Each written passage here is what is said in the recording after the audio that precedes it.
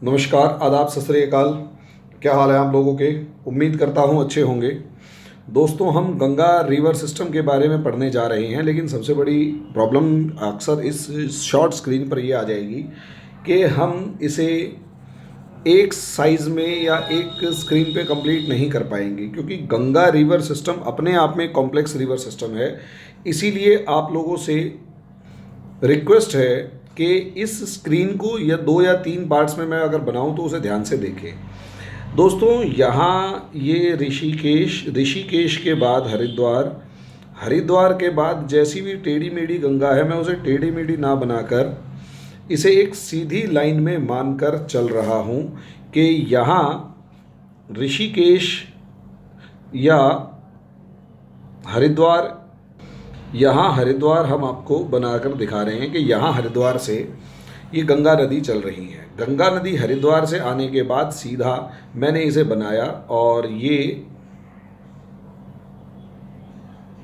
गंगा नदी है पूरी की पूरी। अब इस गंगा नदी को किस तरीके से हमने पढ़ना है और मेनली इनकी ट्रिब्यूटरीज कौन कौन सी हैं, उनके ऊपर क्या कोई प्रोजेक्ट या डैम चल रहा है, वो हमें देखना है। यहाँ आप ये देखेंगे 11 से 12 छोटी बड़ी नदियाँ यहाँ पर आकर मिलती हैं और इन छोटी बड़ी नदियाँ, मतलब मेनली बड़ी नदियाँ 12-13 मिलती हैं, तो इसलिए अपने आप में एक बहुत बड़ा रिवर सिस्टम बन जाता है। तो सबसे पहले हम यहाँ जो शुरुआत कर रहे हैं वो शुरुआत कर रहे हैं हरिद्वार से कि ये जो पहली आपका ये जो शहर है ये हरिद्वार है। पीछे से इधर अगर आप देखते हैं तो यहाँ एक तो ये रामगंगा नदी बनाएंगे आप सबसे पहले ये, उसके बाद रामगंगा के बाद यमुना नदी आकर मिल रही है, यमुना नदी आकर मिल रही है। यमुना नदी के बाद अगली जो रिवर आकर मिलती है वो है गोमती नदी। ये गोमती नदी, गोमती के बाद अगली जो इम्पोर्टेंट रिवर आकर मिलती है वो है घाघरा रिवर।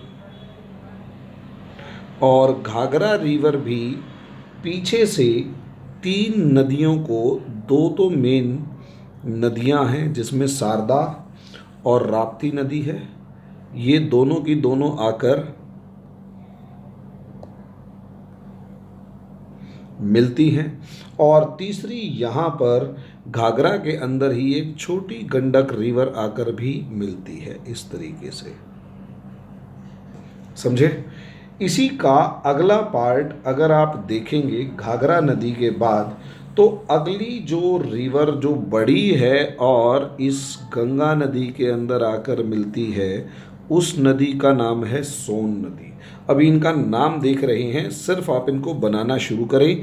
मैं कहूँगा इस वीडियो को कम से कम 2 बार देखें।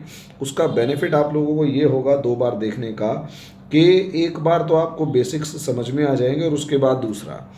तीसरी जो नदी इम्पॉर्टेंट है वो आपकी आ रही है यहाँ से गंडक रिवर, ठीक है। और गंडक रिवर के बाद बीच में एक बूढ़ी गंडक या ओल्ड गंडक रिवर भी यहाँ पर आकर मिलती है।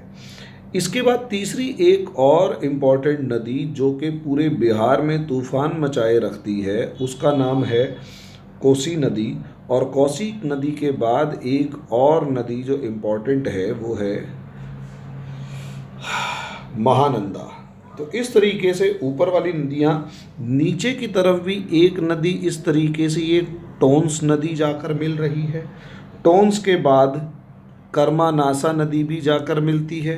कर्मानासा नदी के बाद एक पुनपुन नदी भी जाकर मिलती है और पुनपुन नदी के बाद एक किऊल नदी भी जाकर यहीं पर मिलती है। अब यहाँ आप देखते हैं कि जब ये नदियाँ मिलती हैं तो यहाँ से एक जो पार्ट है वो यहाँ से ये जो नदी है एक ब्रांच इस तरीके से नीचे की तरफ निकलती है और एक ब्रांच आगे चली जाती है। यहीं पर एक डिस्ट्रिक्ट है और यहीं पर एक बैराज बना दिया गया। इस डिस्ट्रिक्ट का नाम इम्पॉर्टेंट है और इस बैराज का नाम इम्पॉर्टेंट है। यहाँ जो राइट में नीचे की तरफ ये जो नदी निकल रही है और बंगाल में आती है, इसी को भागीरथी कहा गया, जिसमें दामोदर नदी जब मिल जाती है या यही भागीरथी कहलाई और आगे जाकर ये हुगली नदी के नाम से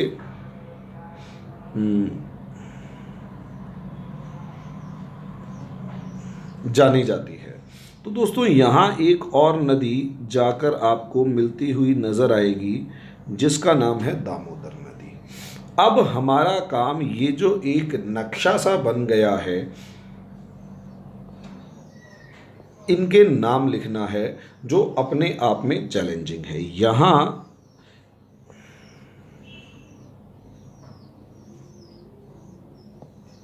ये नदी का नाम है यमुना नदी।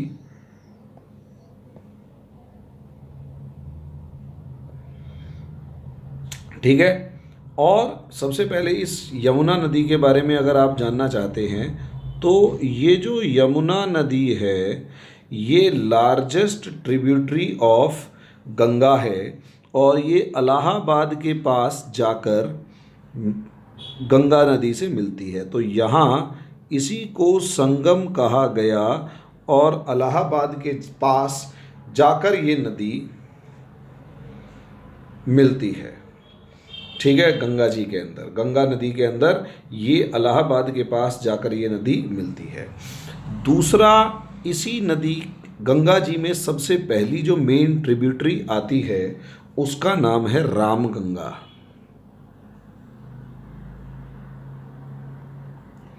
रामगंगा, रामगंगा जो है वो कन्नौज के पास जाकर, कन्नौज एक शहर है जिसके पास शेरशाह सूरी ने, जहाँ वो अकबर के बाप हुमायूं को हराया था, कन्नौज। ये रामगंगा के पास ही एक और शहर बसा हुआ है जिसका नाम है बरेली। बहुत मशहूर गाना है, झुमका गिरा रे बरेली के बाज़ार में। तो यहीं बरेली के बाज़ार में वो झुमका गिरा होगा, जाकर ढूंढ लेना। अब इलाहाबाद और यमुना और रामगंगा के बाद जो अगली इम्पॉर्टेंट रिवर है वो है गोमती नदी। और इस गोमती नदी के किनारे एक इम्पॉर्टेंट शहर जो यूपी की राजधानी भी है जिसका नाम है लखनऊ, वो बसा हुआ है। लखनऊ गोमती नदी के किनारे बसा हुआ है और ये गोमती नदी ही गोमती नदी पीलीभीत डिस्ट्रिक्ट से निकलती है, नेपाल के बॉर्डर से। यानी ये इंडिया के अंदर ही है, नेपाल के अंदर नहीं है, समझे। यहाँ अगली जो रिवर है इसका नाम है घाघरा। अगर आपने बड़े पार्ट पर इसको बनाया होगा, गोमती नदी के बारे में एक फैक्ट और लिख लेंगे। गाज़ीपुर शहर के किनारे जाकर, गाज़ीपुर शहर के किनारे जाकर ये, मतलब गाज़ीपुर शहर के पास ये गंगा नदी में मिलती है। गोमती नदी गाज़ीपुर शहर के पास गंगा नदी के अंदर जाकर मिलती है। अगली जो इम्पॉर्टेंट नदी है उसका नाम है घाघरा। ये घाघरा जो है इसमें दो नदियां निकलती हैं, दो नदियां आकर मिलती हैं। घाघरा की एक खास बात और है कि ये मिलाम नाम के ग्लेशियर से निकलती है। मिलाम नाम के ग्लेशियर से निकलती है। दूसरी खास बात, इसमें इम्पॉर्टेंट नदी है शारदा वो, और दूसरी नदी है राप्ती वो। ये दोनों की दोनों, शारदा और राप्ती नदी, बाराबांकी के अंदर आकर, बाराबांकी एक डिस्ट्रिक्ट है उसके अंदर आकर गंगा नदी, ये गोमती नदी से मिलती हैं और वहाँ से फिर घाघरा नदी से मिलती हैं और ये घाघरा फिर आगे चलती है। उससे अगला जो पार्ट है वो है छोटी गंडक। अगला जो छोटी नदी जो कि घाघरा नदी में मिलती है वो है छोटी गंडक। और ये घाघरा नदी छपरा के पास जाकर बिहार में छपरा के पास गंगा नदी से जाकर मिलती है। समझे? घाघरा नदी। इससे आगे ये जो इम्पोर्टेंट नदी है यमुना के बाद राइट बैंक वाली, ये तो गंगा का राइट बैंक है, ये गंगा का लेफ्ट बैंक है, ये याद रखिएगा। ये नदी कहलाती है सोन नदी। ये जो इम्पोर्टेंट रिवर है ये सोन नदी है। ये पटना के पास जाकर गंगा के अंदर मिलती है। सोन नदी पटना के पास जाकर गंगा के अंदर मिलती है। सोन नदी की दो इम्पॉर्टेंट ट्रिब्यूटरीज के नाम पेपर पे लिख दीजिएगा, पेपर में आता है। एक रेहंद, एक डैम भी है इसके ऊपर, और दूसरा कियोल, RIHAND, रेहंद रिवर ये, और KIEL, कोयल, KOEL, कोयल नाम की नदी ये। दोनों के पास बहुत सारे जिसे कहते हैं कोयले के भंडार मौजूद हैं। सोन नदी के पास गोविंद बल्लभ पंत सागर डैम बना हुआ है, वो मतलब वाटर रिजर्वायर है जो काफ़ी ज़्यादा बड़े अमाउंट में मतलब नदी का पानी बाकी स्टेट्स को मौजूद अवेलेबल करवाता है। हिंदुस्तान के बड़े डैम्स में से, बड़े वाटर रिजर्वायर्स, बड़े जल संग्रहण क्षेत्रों में से एक है। इसके बाद आप यहाँ देखेंगे कि घाघरा नदी और सोन नदी के बाद पटना से आगे चलकर एक और नदी इम्पॉर्टेंट है जिसका नाम है गंडक। घाघरा नदी से आगे चलकर जो रिवर इम्पॉर्टेंट नज़र आ रही है उसका नाम है गंडक रिवर। गंडक रिवर जो है वो भी हिमालय से निकलती है, नेपाल से, और ये सोनपुर डिस्ट्रिक्ट के पास आकर, हाजीपुर डिस्ट्रिक्ट के पास आकर ये गंगा में मिलती है। हाजीपुर, हालांकि ये पटना के अगला वाला डिस्ट्रिक्ट ही है, पड़ोसी डिस्ट्रिक्ट ही है, तो हाजीपुर में आकर ये गंगा से मिलती है। इसी के बाद गंडक के बाद एक ओल्ड गंडक या बूढ़ी गंडक रिवर भी है जो कि गंगा नदी के अंदर आकर मिलती है। बूढ़ी गंडक एक रिवर है जो कि गंगा नदी के अंदर आकर मिलती है। और बूढ़ी गंडक जो है उससे अगली नदी ये जो इम्पोर्टेंट है जो कि आती है, ये है कोसी नदी। दोस्तों, ये कोसी नदी सौरव ऑफ बिहार या बिहार का काल कही जाती है। कारण उसका ये है, बिहार का काल इसलिए कही जाती है क्योंकि जब जब ये निकलती है पूरे की पूरी तबाही मचाते हुए निकलती है। ये पूरी की पूरी तबाही मचाते हुए निकलती है और सब कुछ बर्बाद करते हुए बिहार को, मतलब हर साल हर बार कहीं ना कहीं कुछ ना कुछ पीछे छोड़ जाती है। भागलपुर डिस्ट्रिक्ट के पास ये गंगा के अंदर जाकर मिलती है, भागलपुर। कोसी नदी की खास बात ये है कि कोसी नदी की खास बात ये है कि ये जो कोसी नदी है, ये पूरी की पूरी कोसी नदी जो है, ये क्या नाम है, 7 इसकी लाइनें हैं, 7 इसकी स्ट्रीम्स हैं जो कि नेपाल से निकलती हैं। और सबसे इम्पॉर्टेंट स्ट्रीम को अरुण कहा जाता है, अरुणा या अरुण। यहाँ से प्रॉब्लम यहीं से आती है कि वो 7 स्ट्रीम्स में बारिश के मौसम में इतना ज़्यादा पानी आ जाता है कि उनको रोकना भी नेक्स्ट टू इम्पॉसिबल सा रहता है। इसी तरीके से कोसी से अगली नदी जो है वो है महानंदा। अगली नदी जो सबसे ज़्यादा इम्पॉर्टेंट है और last tributary of Ganga in India है वो है महानंदा। ये जो महानंदा है ये लगभग दार्जिलिंग के पास की पहाड़ियों से निकलती है और गंगा के अंदर जाकर मिल जाती है। अब नीचे की तरफ देखें, सोन नदी से अगली नदी इम्पॉर्टेंट जो है उसका नाम है टोंस नदी या टोंस रिवर। टोंस से अगली जो नदी आती है जो कि इम्पोर्टेंट है वो है कर्मानासा रिवर। कर्मानासा के बाद अगली नदी जो है वो पुनपुन नदी है और इस पुनपुन नदी का आपके गौतम बुद्ध से बहुत ज़्यादा अच्छा खासा रिश्ता है, उसके बारे में आप मुझे बताएंगे। और एक और नदी इम्पॉर्टेंट है, वो है कियोल रिवर, कियोल नदी। ये सारी की सारी right bank tributaries of Ganga हैं, गंगा की पूर्वी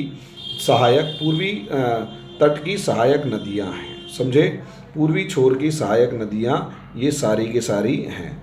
तो दोस्तों अगर आपको ये देख लिया तो इसके अच्छा एक इम्पॉर्टेंट रिवर और भी है, यहाँ इधर जो रिवर निकली इसे भागीरथी कहा गया, और जो आगे जाकर हुगली नदी के नाम से जानी जाती है। आगे इस साइड जो लेफ्ट में सीधे निकल गई इसे पद्मा कहा गया, और पद्मा के बाद ये मेघना नाम से आगे बढ़ती है और मेघना से और आगे निकल जाती है। यहीं हुगली नदी के अंदर एक और नदी आकर मिलती है जिसका नाम है दामोदर नदी। दामोदर नदी की भी खास बात यही है कि ये नदी भी छोटा नागपुर के पठार से निकलती है और रिफ्ट वैली से होकर बहती है। जैसे नर्मदा और तापी के बारे में बताया था कि वो नदियाँ रिफ्ट वैली से होकर बहती हैं, वैसे ही दामोदर नदी भी रिफ्ट वैली से होकर बहती है।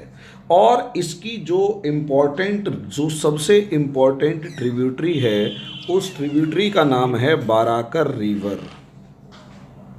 उस सहायक नदी का नाम है बाराकर नदी, समझे। यहाँ एक डैम बताया है और इस डैम का नाम है फरक्का। इंडिया और बांग्लादेश के बीच में इस फरक्का डैम को लेकर डिस्प्यूट भी है, क्योंकि इंडिया का मानना ये है कि भाई ये तो मेरी टेरिटरी में मैंने बना लिया ताकि हमारी हुगली नदी के अंदर वाटर लेवल मेंटेन रहे।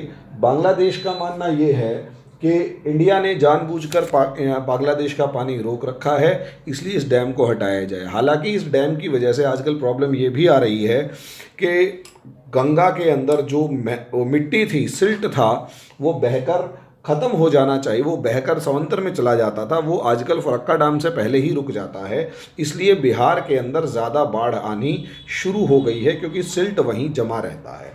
हालांकि ये सारा पॉलिटिकल मामला है, अगर आपको नदियों के बारे में पता है तो बाकी चीज़ें आप लोग अच्छे तरीके से याद रखेंगे।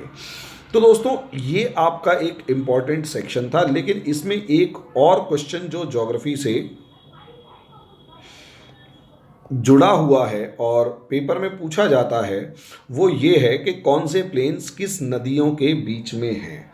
दोस्तों ये लिख लीजिएगा, रामगंगा और गोमती नदी के बीच में जो प्लेन है इसी को रोहेलखंड कहा जाता है। रामगंगा और गोमती नदी के बीच के मैदान को रोहेलखंड कहा जाता है। रामगंगा और गोमती नदी के बीच के जो प्लेन्स हैं, मैदान हैं, उन्हें रोहेलखंड कहा जाएगा। गोमती और घाघरा के नदियों के बीच के मैदान को अवध कहा जाएगा। अवध के मैदान या फिर अवध के प्लेन्स ऑफ अवध या फिर अवध के मैदान कहा जाएगा। दोस्तों ये याद रखिएगा। इससे आगे गंडक और ओल्ड गंडक और बूढ़ी गंडक के बीच के जो प्लेन्स हैं इन्हें सारन प्लेन्स कहा जाएगा। सारन के मैदान इन्हें कहा जाएगा।